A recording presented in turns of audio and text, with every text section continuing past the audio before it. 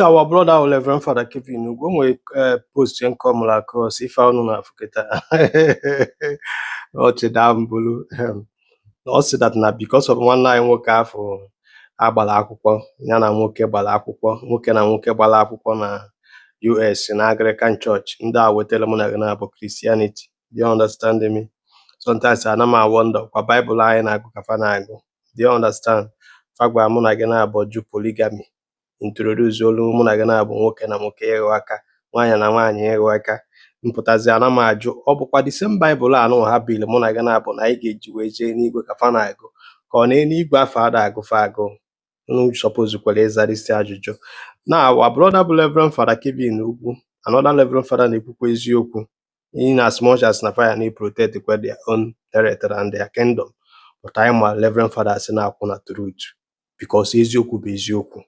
Do you understand me? Ya bụ ndị Igbo pụtara na-asị that n'ikpe ọbụla mara eziokwu mana aka azụ dị ya na eziokwu na-aba ada ejere court na ị na-ekwu eziokwu m nwa na-ekwu eziokwu onwere n'ife ya na-esere mụ na gị na akwanụ aghụghọ na mmegide mmadụ na-ebute ọgba aghara na-ebute ịdụ aka n'eze mana nna agwa gị eziokwu ị na-agwa m eziokwu ido adị n'ebe mụ na gị na-abụ meghọtago mana our brother bịa post ebe a after ka a na-ekwu ndị mmadụ na-eche n'ọlụ ma Katọlik mere datin because ekwubuola m ihe a before bụsịrị ma Katọlik ga-asapụ ọnụ wee legalize ya ife a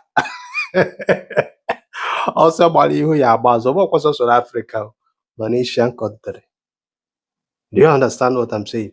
Ịmana some of unu aghọtara na Katọlik bụ universal not like Anglican Church. O nwere some areas Anglican Church penetrate nwu mana Roman Catholic gazuru ụwa niile ọ fịara arụ amara n'ime obodo dị ife a ị ga-abata today ka ị rapụ ịfụ Roman Catholic community ọ fịara ezigbo arụ ịghọtago kama ya fa dị small. Now na ife Father Kevin Ugwu post but that I'm honestly surprised that many of you think the Catholic Church permits same-sex marriage.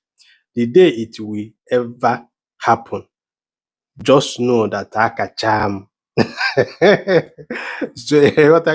So we use the slang here and become maka Gaddafi abu this man na-ewu na house Ifeanyi Ubando akacham we tinye that na ọnwa ife anwa mee na Catholic Church na nwa akụchala fa akpụkpọ kọchala fa aka Pontius Pilate and ama na ọbụrụ sọsọ ya.